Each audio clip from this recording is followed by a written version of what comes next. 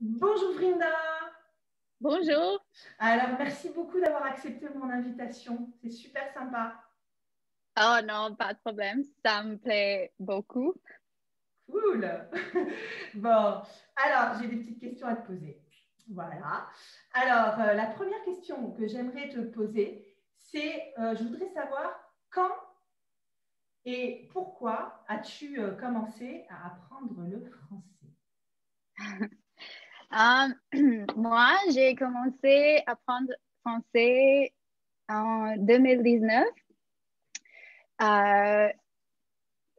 C'était le temps quand j'étais nouveau aux États-Unis et j'attendais mon permis de travail à ce moment-là. J'avais beaucoup de temps et je voulais être productif avec mon temps. J'avais toujours le but de parler français couramment, en fait, parce que avant, je travaille chez une entreprise française et j'ai rencontré beaucoup de gens français à ce moment-là et j'aimais vraiment la langue. Les gens aussi, mais la tu langue. travaillais dans une entreprise française, mais tu parlais déjà un peu français avec tes collègues ou Non, pas vraiment. On parlait pour la plupart en anglais, mais ils discutent entre themselves. Ouais, entre eux, entre eux, ils Entre parlaient eux, en français. et j'écoute toujours et je trouve la langue vraiment charmante, comme tout le monde en fait. Et j'ai décidé que oui, un jour, je parlerai français couramment. Alors, en 2019, c'était le parfait temps, je pense. Et j'ai décidé de commencer comme ça. Eh bien, dis donc, ouais, seulement depuis 2019. Waouh, pas mal, hein? Impressionnant quand même. Ah, si, c'est cool. Ouais, depuis 2019. Merci. Bon, donc, effectivement, comme tu dis, j'ai voulu être productive. Voilà, et j'ai décidé en 2019 d'apprendre le français. Cool. Alors, moi, j'aimerais aussi savoir qu'est-ce que tu ressens quand tu parles français? Euh, beaucoup de choses en fait. Euh, je pense premièrement, je me sens vraiment est-ce que je peux dire sentiment d'accomplissement en fait? Ouais. Parce que quand j'ai décidé d'apprendre français, ça a l'air comme un but très intimidating, tu sais, mais ça prend beaucoup d'effort à mon côté, en fait. Alors, donc, maintenant, quand je parle français avec toi, par exemple, je me sens trop contente et ouais, ça me rend plus heureuse. Mais aussi, je pense que je développe une vraie compétence parce que c'est mon rêve qu'un jour j'habite en France. Wow. Et oui, oui, un jour. Oh, tu viendras me faire un petit coucou. Oui, bien sûr. Mais quand le temps arrive, je veux être prête. Et pour moi, c'est comme construire en compétence, en fait. Mais aussi, quelques jours, je me sens pas, comment dire, je me sens pas la meilleure parce que comme tu m'as dit, il y a des jours sans et il y a des jours avec. Et bien sûr, pour moi, il y a des jours avec et il y a des jours sans. Mais globalement, c'est les sentiments plus positifs, oui. Ah, ouais, et puis, là, regarde, là, tu as le sourire hein, quand tu parles français. Voilà. Donc, parler français, ça rend heureux. C'est le slogan. Bon, ben, ça va, c'est cool. Alors, moi, j'aimerais aussi savoir, est-ce qu'il y a un film, un podcast ou un livre en français que tu as particulièrement aimé et que tu pourrais nous recommander? Bien sûr. J'aime beaucoup les films français. Je pense que je t'ai déjà dit, mais je répète. J'ai vu ce film, Le portrait de la jeune fille en feu. Ah oui. Et c'est vraiment un beau film. Je recommande parce que d'abord, le dialogue est facile à comprendre. Pour moi, c'est vraiment important. Et après, sans spoiler, l'histoire est assez émouvante aussi. Donc, pour ces raisons, je recommande. Il y a plusieurs autres films aussi. Moi, je vois tout sur Netflix, mais ce film, j'ai beaucoup aimé. Selon les livres, je recommande, je n'ai pas les noms, mais je recommande lire les BD, les bandes dessins, parce que je trouve encore les dialogues sont plus faciles à comprendre. Il n'y a pas le passé simple et toutes ces choses compliquées comme ça. Et normalement, les histoires sont assez courtes aussi. Alors, tu peux commencer et tu peux arrêter assez bientôt. Tu peux finir assez bientôt, je veux dire. Et dans les podcasts, je n'écoute pas beaucoup de podcasts français, mais quand j'ai pensé sur cette question, je me suis dit que j'écoute beaucoup de chansons françaises. Et pour moi, c'est vraiment une autre belle façon d'apprendre française. Parce que quand tu écoutes les chansons françaises, il y a beaucoup de phrases idiomatiques que tu peux apprendre. Par exemple, je te donne un exemple. J'ai appris cette phrase, ne t'en fais pas. Et dans une chanson, parce que ce n'est pas possible de trouver ces types de phrases dans les livres ou sur les sites d'apprentissage. Mais oui, mais dans les chansons, il y a plein de choses comme ça. Alors, comment tu le traduis en anglais? Ne t'en fais pas. Ce serait quoi l'équivalent en anglais? Don't worry about it, or don't worry. Par exemple, j'aime dire, ne t'en fais pas pour tes notes. Ne t'en fais pas pour tes notes, ne t'en fais pas. Tout ira bien, ne t'en fais pas. Ah ouais. C'est sympa cette expression. Ouais, c'est des bonnes idées, les chansons, écouter les chansons françaises. Et ce qui est drôle, c'est que tu m'as fait découvrir des chansons françaises ou des chanteurs français que je ne connaissais même pas, tu vois.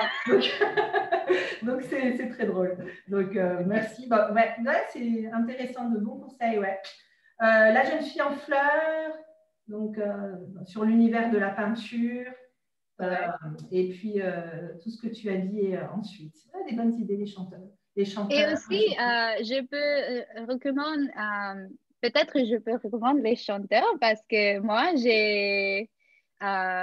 j'aime écouter, par exemple, tu sais, Angèle, bien sûr. Et aussi, Paradis, c'est un groupe français, je pense, et les chansons est vraiment belles, beau. Oui, les chansons sont belles. Ouais. Je ne connais pas. Tu vois, encore un groupe que je ne connais pas. Bien sûr, je connais Angèle. Balance ton corps. Balance ton corps. Mais elle est belge. Elle n'est pas française, Angèle. Oui, on mais les l'accepte. chansons On sont l'accepte. belles. Je plaisante.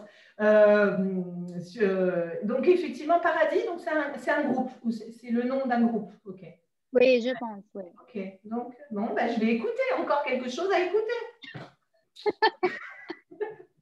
Bon, ben, merci beaucoup, Brinda. Et alors, moi, je voulais savoir aussi, qu'est-ce que tu as trouvé le plus difficile dans l'apprentissage du français? Qu'est-ce qui est le plus difficile selon toi? Oh, c'est une longue liste, je pense. Le plus difficile. OK, le plus difficile. Alors, pour moi, je pense que pour moi, le plus difficile, c'est rester motivé tout le temps dans mon apprentissage de français. Ça, c'est vrai. Parce que, ouais, le trajet d'apprentissage, c'est difficile. Et quand je progresse, les choses, tu sais, il y a plus en plus de choses que je dois mémoriser, je dois apprendre et je dois pratiquer aussi. Donc, c'est une chose plus difficile. Et deuxième, parce que les deux choses sont assez près. Le deuxième, c'est construire la compréhension de lire les textes. Parce que quand je commence, peut-être c'est le même problème pour les autres aussi, mais quand je commence, environ tous les autres mots, ils sont nouveaux. Je ne sais pas ça veut dire quoi. Et je dois arrêter chaque fois et je vérifie dans le dictionnaire, par exemple. Et ça, c'est vraiment distracting. C'est un peu, oui, ça peut être un peu décourageant. Bien sûr. Bon, quand vais-je finir le livre si je dois m'arrêter à chaque mot? Oui, exact. Par exemple, ça me prend environ 10 minutes pour juste une passage de texte. Et c'est vraiment long, mais je sais que c'est vraiment juste une question de pratique. Après, si tu fais ça chaque jour, 5 minutes, tu seras mieux. Et j'ai envie de te dire l'expression que tu as utilisée. Ne t'en fais pas, Brenda. Tu pourras lire tous les livres que tu veux en français très bientôt. Ouais, c'est ça. Donc, c'est ça que tu as trouvé le plus difficile, toi, dans l'apprentissage du français. Ouais. Après, la liste continue. Hein. Ouais. La liste continue, il y a beaucoup de choses, mais c'est les deux choses plus difficiles pour moi. D'accord, super. Bon, merci. Et puis, alors, j'ai une dernière question à te poser. Alors, à part le français, bien sûr, quelle est ton autre passion et est-ce que tu pourrais nous parler de cette autre passion? Oui. Moi, j'aime beaucoup faire les dessins, j'ai fait les illustrations. En fait, quand je n'apprends pas français, je fais les dessins.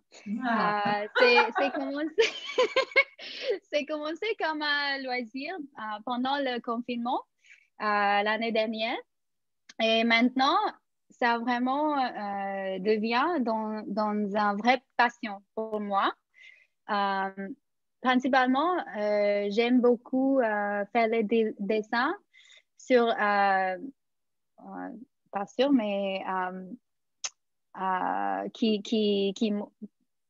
montrent les femmes dans leur état naturel. Montre-nous quelque chose. Je te vois, un exemple. Par exemple. Voilà. Je mets mes lunettes parce que sinon, je ne vois rien, malheureusement. Donc, voilà. Donc, là. Par exemple, ici, tu peux voir une femme et elle mange peut-être un orange. Et moi, je veux encourager body positivity dans mes dessins. Parce que normalement, dans les médias, on voit juste un genre de cours. Et moi, je trouve ça vraiment fatigant, en fait. Et aussi, dans mes dessins, il y a beaucoup de plantes, comme dans ma vie. Et oui, j'aime apprécier beaucoup. Tous les corps existent, la beauté est multiple, tout est possible. Et c'est vrai que dans ton dessin, je trouve qu'il y a beaucoup de joie, de bonne humeur. Je retrouve un peu l'esprit du douanier Rousseau. Mais je retrouve plein de choses. Ouais, j'aime bien. Et ça, est-ce que ce sont des dessins, ce sont des dessins numériques en fait? Ce sont des Oui, dessins numériques. oui. J'utilise mon iPad avec une application Procreate et c'est vraiment facile à utiliser avec iPad pen, like an Apple Pencil. Ah ouais, d'accord. Donc, on va dire un stylo iPad. Ouais. Ça doit avoir un terme technique, mais je ne le connais pas en français. Mais... ah ouais, c'est ça. Ah ouais. Donc, et là, par exemple, bon, je pense que tu ne peux pas compter parce que tu en as fait beaucoup, mais tu as réalisé déjà combien d'illustrations en tout? Oh, wow. Oh, je Moi. ne comptais pas. Mais je pense peut-être, je vais dire 50. Ah ouais. Et Oui, est-ce que tu pourras me donner un petit lien pour que je mette où on peut voir tes illustrations parce que ça oui, peut... oui, bien sûr, bien sûr. J'en connais beaucoup, mais voilà. Et ouais, voilà. Vous pouvez trouver mes illustrations sur Instagram avec le nom Grilled Cheese. Peut-être, Anne, tu peux écrire sous la vidéo aussi. D'accord. Mais toutes mes illustrations, normalement, j'ai fait beaucoup de pratiques parce que mon but aussi, c'est de commencer une boutique en ligne, peut-être à la fin de cette année, peut-être, on verra. Mais oui, vous pouvez me trouver sur Instagram pour Voilà, maintenant. donc, comme on dit en français, un mal pour un bien, le confinement, mais chez toi, ça a développé toute ta créativité, ton talent. Oui, j'essaie. Bon, c'est super. Non, non, ouais. Merci beaucoup, vraiment merci beaucoup, Vrinda, d'avoir répondu à mes questions. C'était Oh, pas de super problème. sympa et super agréable d'écouter tes réponses et Oh, je merci. pense, qui vont intéresser beaucoup de monde en plus. Merci pour me demander. Et j'espère que je ne faisais pas beaucoup d'erreurs. C'était super. Voilà. Voilà. Comme on dit, l'essentiel, c'est que je te comprenne et que tu me comprennes. Et ça, j'ai compris tout ce que tu m'as dit et tu as compris tout ce que je t'ai Oh, dit. Donc, c'est quand même le but d'une langue. C'est ouais, c'est l'essentiel. vrai, c'est Donc, vrai. non, non, tu as assuré. Tu sais, assuré, tu as déchiré, c'est you rock. Tu déchires, tu assures. Merci. Bon. Merci beaucoup, Vrinda. Je remets mes lunettes. À plus. Merci à tous. Merci.